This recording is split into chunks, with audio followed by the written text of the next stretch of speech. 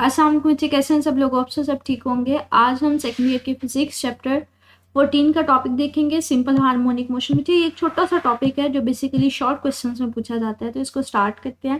पहले वो बताएगा कि हमारे पास सिंपल हार्मोनिक मोशन होती है क्या है। वो कहते हैं simple harmonic motion is a type of oscillation or vibratory motion.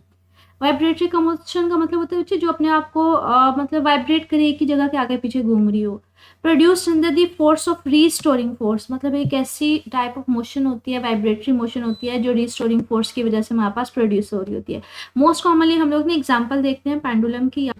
हम लोग ये एग्जाम्पल देखते हैं पेंडुलम की कि एक धागा है, इसके साथ हमने बॉब अटैच किया, जब इसको उठा के यहाँ से डिस्प्लेस करवाते हैं यहाँ पे, तो ये हमारे पास वापस आता है। अब ये देखिए इस पॉइंट के आगे पीछे मूव ऑन कर रहा है, तो इसी तरह से हम वाइब्रेटरी मोशन उसको बोलते हैं जो एक ही पॉइंट के पीछे आगे पीछे वाइब्रेट कर रहा होता है, टू एंड फ्रो मोशन दे रहा होता है, उसको हम लोग वाइब्रेटरी मोशन बोलते हैं।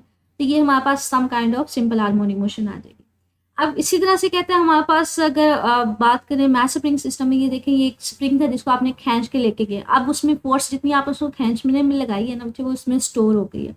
वो रीस्टोरिंग फोर्स उसको वापस लेके आती है। इनर्शिया की वजह से यहाँ पे रुकता नहीं है, वो आगे मूव कर जाएगा, फिर उसमें एनर्जी स्टोर हो जाएगी, फिर वो उसकी वजह से वापस आएगा। तो एक पॉइंट के आगे पीछे जो है वो मूव करता रहता है रीस्टोरिंग फोर्स की वजह से, तो उसको हम लोग सिंपल हार्मोनिक मोशन कह देते हैं।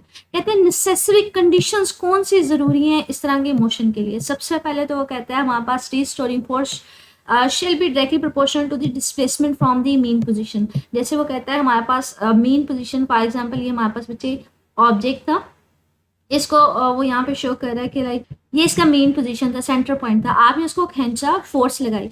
अब कहते हैं जितना उसको डिस्प्लेस करवाएंगे, जितना खींच के लेके जाएंगे ना, उतनी उसमें फोर्स जो है ना वो स्टोर हो रही होती है, उतनी फोर्स उसके डिस्प्लेसमेंट के डायरेक्टली प्रोपोर्शनल होती है। ठीक है, आगे कहते हैं restoring force shall be proportional to the inertia of the body. Inertia basically हमारे पास किसी बॉडी की ना प्रॉपर्टी होती है जिसकी वजह से अपनी स्टेट ऑफ रेस्ट या स्टेट ऑफ मोशन को ना कंटिन्यू करते हैं।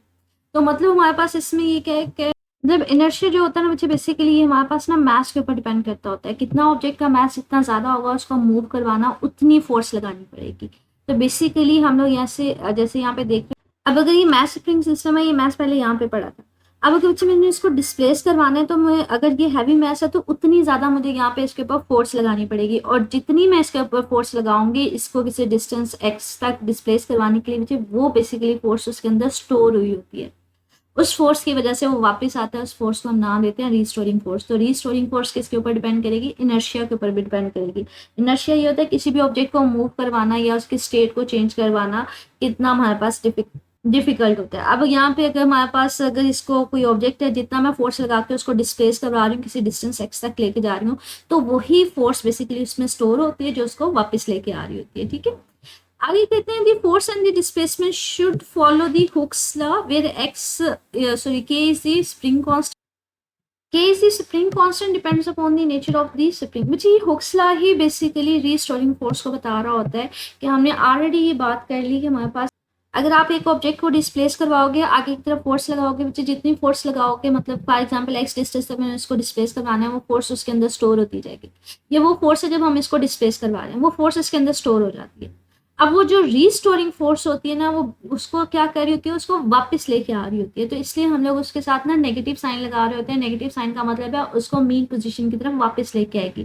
तो ये रीस्टोरिंग फोर्स जो है ना, हमारे पास हुक्स लॉ हमें आइडिया दे रहा होता है कि रीस्टोरिंग फोर्स हमेशा टूवर्ड्स द मीन पोजीशन होती है, मतलब उसको वापस लेके आ रही होती है। आगे कहते हैं acceleration of an object should be proportional to the displacement. वही अगेन मैंने आपको ये बात कर दी है कि आप अगर यहाँ पे एक ऑब्जेक्ट है, मैंने अगर उसको डिस्प्लेस करवाना है, मुझे कितनी फोर्स लगानी पड़ेगी कि जितना मैंने उसको डिस्प्लेसमेंट आगे लेके जाना होगा। अगर ज़्यादा मैंने इसको दूर लेके जाना तो उतनी ज़्यादा उसको फोर्स लगानी पड़ेगी। तो हम कहते हैं तो हमारे पास एक्सेलरेशन किसके ऊपर डिपेंड कर रहा होता है? डिस्प्लेसमेंट के ऊपर, मतलब मैंने कितना उसको आगे लेके जाना है। और रीस्टोरिंग फोर्स क्या होगी बच्चे? वो भी डिस्प्लेसमेंट, मतलब जितना मैं उसको आगे लेके जाऊंगी, जितने फोर्स उसके अंदर स्टोर होती जाएगी, रीस्टोरिंग फोर्स भी तो फिर उतनी ही होगी ना। तो यहाँ पे उसी चीज़ को कह रहे हैं कि जो एक्सेलरेशन होता है वो किसके ऊपर डिपेंड कर रहा होता है? वो डिस्प्लेसमेंट के ऊपर डिपेंड कर रहा होता है। लेकिन नेगेटिव साइन यहाँ पे इंडिकेट क्या कर रहा है? कहते हैं नेगेटिव साइन जो होता है ना हमारे पास, वो शो कर रहा है कि एक्सेलरेशन हमेशा टुवर्ड्स दी मीन पोजीशन होता है। मतलब मैंने यहाँ पे फोर्स लगा दी, मतलब एक ऑब्जेक्ट था, यहाँ से उठा के मैं उसको आगे की तरफ लेके गई, मैंने उसके ऊपर फोर्स लगाती गई वो उसके अंदर स्टोर होगी। अब एक पॉइंट पे ले जाकर यहाँ पे मैं छोड़ देती हूँ, तो रीस्टोरिंग फोर्स की वजह से वो वापस आएगी, तो उसका एक्सेलरेशन किस तरफ होगा, वापस मेन पोजीशन की तरफ होगा। इसलिए एक्सेलरेशन के साथ हम लोग क्या लिखते हैं, हम यूजुअली नेगेटिव साइन लिख रहे होते हैं, ठीक है। तो माइनस का मतलब है ये हमारे पास टूवर्ड्स दी मेन पोजिशन होगी। तो ये हमारे पास सिंपल हार्मोनिक मोशन की एक छोटी सी डेफिनेशन है कि सिंपल हार्मोनिक मोशन है क्या, बेसिकली एक ऐसी मोशन है जिसमें रीस्टोरिंग फोर्स जो है ऑब्जेक्ट को वापस लेके आती है। ये आगे उसकी कंडीशंस बताई हैं कि कौन सी कंडीशंस फॉलो होनी चाहिए। पहली वो कंडीशन बता रहा है कि हमारे पास जो रीस्टोरिंग फोर्स होती है वो बेसिकली कि रीस्टोरिंग फोर्स डिस्प्लेसमेंट के ऊपर डिपेंड करेगी। फिर Hooke's law basically restoring force का फार्मूला देता है कि रीस्टोरिंग फोर्स हमेशा टूवर्ड्स से मेन पोजीशन होती है, मतलब उसको वापस लेके आएगी। अगर आपने ऑब्जेक्ट को डिस्प्लेस करवा दिया, जितना आप उसको डिस्प्लेस करवाने में फोर्स लगाएंगे वो उसमें स्टोर हो जाएगी, वही स्टोर फोर्स वापस लेके आएगी, तो हम कहेंगे वो रिस्टोरिंग फोर्स है, ठीक है। और दूसरा जो उसका एक्सेलरेशन होता है वो भी हमेशा टुवर्ड्स दी सेंटर होता है, इसलिए या टुवर्ड्स दी मेन पोजीशन होता है, इसलिए उसके साथ नेगेटिव साइन लिखा जाता है। तो ये एक छोटा सा मिनी शॉर्ट क्वेश्चन है, डिफाइन करें सिंपल हार्मोनिक मोशन या उसकी कंडीशंस आप राइट डाउन करें, ठीक है। नेक्स्ट लॉन्ग क्वेश्चन की तरफ ये हमारे पास है प्रैक्टिकल सिंपल हार्मोनिक मोशन के। अब हम लोग सिंपलिफिकली सिर्फ सिंपल हार्मोनिक मोशन को देखेंगे नहीं बच्चे, बिल्कुल इसके साथ कुछ मैथमेटिकल डेरिवेशन वगैरह भी करेंगे, उसको अंडरस्टैंड भी करने की ट्राई करते हैं with the help of the diagram. तो सबसे पहले तो कहते हैं ये हमने एक स्प्रिंग लिया है, उसके साथ हमने ना एक मैस अटैच कर दिया। ये फॉर एग्जाम्पल एक स्प्रिंग है, ये हमने उसके साथ एक इनिशियली ये सिचुएशन है हमारे पास कि ये मेरे पास एक स्प्रिंग था, ठीक है। और उसके साथ हमने क्या किया, सॉरी ये थोड़ा सा ना उसको गड़बड़ हो गई है, लाइक इनिशियली यहाँ पे ये एक स्प्रिंग था, उसके साथ मैस एम अटैच था। ये इनिशियली उसकी पोजीशन ओ थी, ठीक है, सेंटर पोजीशन उसकी ओ थी, इक्विलिब्रियम पोजीशन। ये भी रेस्ट पे है, मूव नहीं कर रहा। तो हमने कहा कि ये एक ऑब्जेक्ट है जिसका मैस एम है और ये स्प्रिंग के साथ अटैच है जिसका स्प्रिंग कांस्टेंट के है। स्प्रिंग कांस्टेंट के बेसिकली हमें बता क्या रहा होता है, ये बता रहा होता है कि जो हमने स्प्रिंग लिया वो कैसा है, वो बहुत ज़्यादा सख्त तो नहीं है, या वो वी कैन से दैट के वो बहुत ज़्यादा उस तरह से हार्ड तो नहीं है, इजीली स्ट्रेच हो सकता है या नहीं हो सकता। तो बेसिकली उसकी प्रॉपर्टीज़ को बता रहा होता है, स्प्रिंग कांस्टेंट के उसके बारे में होता है। कहते हैं सपोज करें हमने इसको एक हॉरिजॉन्टल टेबल पे रख दिया हुआ है, ये एक टेबल के ऊपर पड़ा हुआ है सारा सिस्टम। अब कहते हैं इनिशियली हमारे पास क्या ऑब्जेक्ट कहाँ पे है, रेस्ट पे है, जीरो पोजीशन के ऊपर है, मतलब मेन पोजीशन पे है। मेन पोजीशन किसको बोलते हैं, जहाँ पे ऑब्जेक्ट जो होता है वो रेस्ट पे होता है। कहते हैं अब क्या करें, आप यहाँ पे ना इसको पकड़ के ना एक फोर्स लगाए, मतलब मैंने इसको पकड़ के ना इसको आगे की तरफ खींचना शुरू कर दिया। अब जब आगे की तरफ इसको खींचना शुरू कर दिया, मैंने इसके ऊपर क्या लगानी शुरू कर दी, मैंने इसके ऊपर फोर्स लगाना शुरू कर दी। जी जब इसके ऊपर फोर्स लगाएंगे तो हमारे पास क्या होगा कि ये ऑब्जेक्ट को हम लोग यहाँ से उठा के ना डिस्प्लेस करवाएंगे पॉइंट ए तक। तो यहाँ पे यही कह रहा है कि हमने फोर्स लगाई और ऑब्जेक्ट को डिस्प्लेस करवाया पॉइंट 0 या ओ से लेके ए तक हम उसको लेके। अब जी यहाँ पे हमने कितना उसको डिस्प्लेसमेंट ट्रेवल करवाया, फॉर एग्जाम्पल मैं कहती हूँ सेंटर पॉइंट से मेन पोजीशन से लेके यहाँ तक जो डिस्प्लेसमेंट है ना उसको एक्स मैंने बोल दिया। अब हुक्स लॉ हमें क्या कहता है, हुक्स लॉ तो हमें यही कहता है कि मैं जितना उसको डिस्प्लेस करवाऊंगी उतनी ही मुझे उसके ऊपर फोर्स लगानी पड़ेगी। तो हुक्स लॉ तो हमारे पास यही नहीं था कि force is directly proportional to displacement, मतलब मुझे उसको जितना आगे लेके जाना पड़ेगा उतनी ही मुझे उसके ऊपर फोर्स लगानी पड़ेगी। तो मैंने उसको डायरेक्टली प्रोपोर्शनल कर दिया एक्स के, मतलब जितना उसका डिस्प्लेसमेंट होगा। आप प्रोपोर्शनलिटी साइन खत्म करते हैं बच्चे जब भी, तो वहाँ पे कांस्टेंट आ जाता है। तो बच्चे यहाँ पे मैं कांस्टेंट के इस्तेमाल करूंगी। के बेसिकली हमें बताएगा कि मैंने स्प्रिंग कौन सा लिया है, तो ये हमारे पास उसके ऊपर कंसीडर करेंगे। आप कहते हैं जैसे ही हम लोग यहाँ पे इस ऑब्जेक्ट को यहाँ पे हमने खींचा यहाँ तक लेके के जैसे इसको छोड़ेंगे ना, तो हमारे पास ये ऑब्जेक्ट जो है ना वापस अपनी मेन पोजिशन की तरफ आएगा।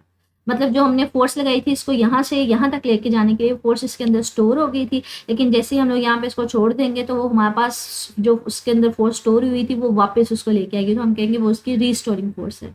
तो रीस्टोरिंग फोर्स होती है बच्चे वो इक्वल होती है और ऑपोजिट होती है जो आपने फोर्स अप्लाई की थी। मतलब मैंने अगर इसको यहाँ से यहाँ तक लेके जाना था तो मैंने जितनी उसके ऊपर फोर्स अप्लाई की थी वो उसके अंदर स्टोर हो जाती है, लेकिन यहाँ पे ले जाके जैसे ही मैं उसको छोड़ूंगी वही फोर्स उसको वापस लेके आएगी, लेकिन ऑपोजिट डायरेक्शन में। पहले आप आगे की तरफ लेके जा रहे थे, वो उसको वापस लेके आती है। तो हम कहते हैं वो फोर्स होती है वो इक्वल होती है लेकिन ऑपोजिट डायरेक्शन में, तो हमारे पास वो उसकी रीस्टोरिंग फोर्स होती है। तो रीस्टोरिंग फोर्स उसको क्या करेगी, उसको वापस इस पॉइंट पे लेके आएगी। लेकिन यहाँ पे ना वो हम कहते हैं कि इस ऑब्जेक्ट जो इस पॉइंट के ऊपर रुकेगा नहीं। आपके पास वो रीस्टोरिंग फोर्स की वजह से यहाँ पे आया, यहाँ पे वो कहते हैं इनर्शिया की वजह से वो यहाँ पे रुकता नहीं है बल्कि वो मूव कर जाता है, आगे की तरफ मूव कर जाता है। इनर्शिया मैंने ये कहा था कि किसी भी ऑब्जेक्ट की प्रॉपर्टी होती है कि अगर वो रेस्ट में तो वो रेस्ट पे रहता है, अगर वो मूव कर रहा है तो वो मूव करता रहता है। अभी यहाँ पे क्या आया था, वो रीस्टोरिंग फोर्स की वजह से वापस आ रहा था बच्चे, तो यहाँ पे आते हुए उसकी जो स्टेट थी वो मोशन की थी, तो इसलिए वो अपनी स्टेट ऑफ मोशन को कंटिन्यू करता है और कंप्रेस हो जाता है। तो बेसिकली पॉइंट यहाँ तक आ जाएगा, ठीक है। अब यहाँ पे ऑब्जेक्ट हमारे पास कंप्रेस हो गया, जब यहाँ पे हमारे पास स्प्रिंग कंप्रेस हो जाएगा, मजीद यहाँ पे इनिशियल पोजीशन थी इसके कह लें इक्विलिब्रियम पोजीशन थी, लेकिन इनर्शिया की वजह से वो यहाँ पे नहीं रुकता, वो कंप्रेस हो जाता है, वो आगे की तरफ चला जाता है, फिर से यहाँ पे इसके अंदर एनर्जी स्टोर हो जाती है, वही जो एनर्जी स्टोर या फोर्स स्टोर हुई होती है वो उसको वापस लेके आ रही होती है, फिर वो रिस्टोरिंग फोर्स के फॉर्म में वो यहाँ पे आएगा। यहाँ पे वो रुकेगा नहीं, बल्कि इनर्शिया की वजह से वो आगे चला जाएगा, फिर से वो कुछ डिस्प्लेसमेंट उसने ट्रैवल कर दिया होगा, वो फोर्स उसमें स्टोर हो जाएगी, वो उसको वापस लेके आएगी, इनर्शिया की वजह से रुकेगा नहीं। तो इस तरह से हम कहते हैं वो ए और बी के दरमियान जो है बैक एंड फोर्थ आगे पीछे वो मूव करता रहता है, तो ये सिंपल हार्मोनिक मोशन आ जाती है। ठीक है, बेसिकली वो यहाँ पे कह रहे हैं कि रिस्टोरिंग फोर्स रिस्पॉन्सिबल होती है कि जो उसको बैक एंड फोर्थ जो है वो मूव करवा रही होती है। जैसे मैंने आपसे ये बात की कि हमारे पास क्या है, जिस आप उसको डिस्प्लेस करवाओगे आगे की तरफ, फोर्स लगाओगे वो उसमें स्टोर हो जाएगी, वो उसको वापस लेके आएगी इस पॉइंट पे। यहाँ पे इनर्शिया की वजह से वो रुकेगा नहीं, बल्कि वो आगे कंप्रेस हो जाएगा, फिर से इसमें फोर्स स्टोर हो जाएगी, वो जो स्टोर्ड इसमें फोर्स होगी वो इसको वापस लेके आएगी रिस्टोरिंग फोर्स के तौर पे काम करते हुए, तो फिर से वो यहाँ पे रुकेगा नहीं, आगे की तरफ चला जाएगा, डिस्प्लेस हो जाएगा। तो रिस्टोरिंग फोर्स की वजह से वो back and fourth move on करता रहता है। तो हमारे पास फोर्स का फॉर्मूला क्या आ गया, F is equal to minus k x, और ये हमारे पास इसकी वजह से जो ऑब्जेक्ट है वो ए और बी पॉइंट्स के दरमियान बैक एंड फोर्थ मूव करता रहता है। कहते हैं एक हम लोगों ने न्यूटन सेकंड लॉ से हमारे पास न्यूटन का फार्मूला, हमारे पास जो फोर्स है वो F is equal to m है। अब दोनों क्वेश्चन में देखें, मुझे लेफ्ट साइड तो सेम है, तो राइट साइड को हम लोग इक्वलाइज करवा लेंगे, तो इसको देखते हैं। हमारे पास हमने ये देखें F is equal to m में हमने कंपेरिजन किया क्वेश्चन 14.2 का 14.3 का, m is equal to minus k x, बच्चे हमारे पास यहाँ पे एक्सेलरेशन इधर रहने दे, और यहाँ पे हमारे पास क्या है, एम यहाँ पे मल्टीप्लाई हो रहा है, इधर जाके डिवाइड हो जाएगा, तो F is equal to minus k x आ जाएगा। आपको अगर याद हो हमारे पास हमने ये क्या कहा था, हमने ये कहा था कि हमारे पास जब सिंपल हार्मोनिक मोशन की हमने कंडीशंस पढ़ी थी, उसकी लास्ट कंडीशन हमने पढ़ी थी कि जो एक्सेलरेशन होता है वो प्रोपोर्शनल होता है किसके, हमारे पास डिस्प्लेसमेंट के। ठीक है, यहाँ पे प्रोपोर्शनलिटी साइन आएगा, एक्सेलरेशन प्रोपोर्शनल होता है किसके, डिस्प्लेसमेंट के, लेकिन विद द नेगेटिव साइन होता है। ठीक है, तो इसका मतलब है वो हमेशा टुवर्ड्स दी मेन पोजीशन होगा। इसको इस तरह से लिखा जाता है, acceleration is directly proportional to displacement with the negative sign. ठीक है, मतलब मैथमेटिकली इस फॉर्मूले को इस तरह से लिखा जाता है। अब यहाँ पे हमारे पास हमने क्या कहा था, नेगेटिव साइन का मतलब क्या है कि वो हमेशा टुवर्ड्स द मेन पोजीशन होगा। अब इसी क्वेश्चन के अकॉर्डिंगली इसको थोड़ा सा रीअरेंज करें तो एक्सेलरेशन भी आ गया हमारे पास, बच्चे नेगेटिव साइन भी आ गया और डिस्प्लेसमेंट भी आ गया। अब ये एक्स्ट्रा चीज हमारे पास आ रही है, ये वाली के ओवर एम की। ठीक है, हमारे पास के क्या है बच्चे, ये हमारे पास हमने कहा था ये स्प्रिंग कांस्टेंट होता है, ये हमें स्प्रिंग के बारे में बता रहा होता है कि हमने स्प्रिंग कौन सा लिया है। ठीक है, और दूसरा हमारे पास ये स्प्रिंग कांस्टेंट होता है, और दूसरा हमारे पास मैथ्स जो है ना, ये ऑब्जेक्ट जो हमने साथ में अटैच किया होता है उसके बारे में बता रहा होता है। नेगेटिव साइन मैंने आपको ऑलरेडी बता दिया कि वो एक्सेलरेशन बता रहा होता है, हमेशा टुवर्ड्स से मेन पोजीशन होगा, और एक्स हमारे पास क्या है, डिस्प्लेसमेंट है, वो हमेशा हमारे पास लाइक ऑब्जेक्ट को जब मेन पोजीशन से हम खींच के जितना आगे की तरफ लेके जाएंगे बच्चे उतना डिस्प्लेसमेंट बढ़ता जाएगा, लेकिन एक्सेलरेशन तो हमेशा टुवर्ड्स द सेंटर होता है, डिस्प्लेसमेंट मेन पोजीशन से अवे जाएंगे तब बढ़ेगा। तो हम कहते हैं ये दोनों एक दूसरे के क्या होते हैं, ऑपोजिट होते हैं। ठीक है, तो कंडीशन हमने क्या पढ़ी थी, हमने ये पढ़ी थी कि हमारे पास एक्सेलरेशन डिस्प्लेसमेंट के ऊपर डिपेंड करता है with the negative sign. Negative sign का मतलब क्या है, वो हमेशा टुवर्ड्स दी मेन पोजीशन है, या फिर एक्सेलरेशन और डिस्प्लेसमेंट एक दूसरे के ऑपोजिट है। अब के ओवर एम क्या बच्चे, ये तो हमारे पास कांस्टेंट है। किस तरह से बच्चे, स्प्रिंग तो चेंज नहीं होगा, स्प्रिंग तो एक दफा हमने जो ले लिया वो ले लिया, तो वो स्प्रिंग कांस्टेंट उस फॉर्म में आ जाता है।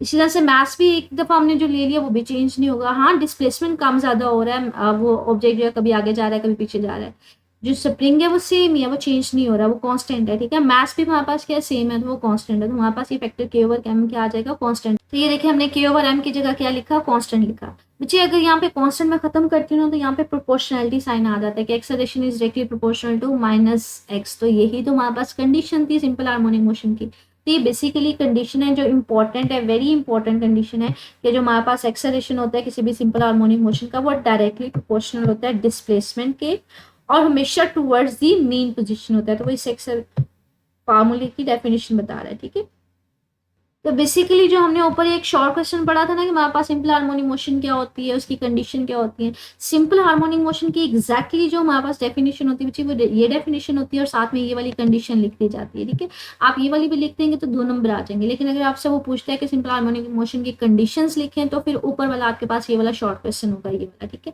उसमें ये आप कंडीशन के बारे में बताएंगे। अगर सिर्फ वो कहते हैं सिंपली सिंपल हार्मोनिक मोशन को डिफाइन करें तो आप सिंपली ये वाली जो ब्लू वाली बॉक्स में है ये वाली डिफाइन कर देंगे, साथ में ये वाला फार्मूला लिख देंगे। ठीक है, ओवरऑल ये लॉन्ग क्वेश्चन है कि सिंपल हार्मोनिक मोशन आपने बताना है for the mass spring system, तो उसके लिए आप इसको फाइंड आउट करेंगे। कहते हैं ये हमारे पास एक्सेलरेशन का फार्मूला आ गया। अब अगर हमने टाइम पीरियड और फ्रिक्वेंसी निकालना तो कैसे निकालेंगे।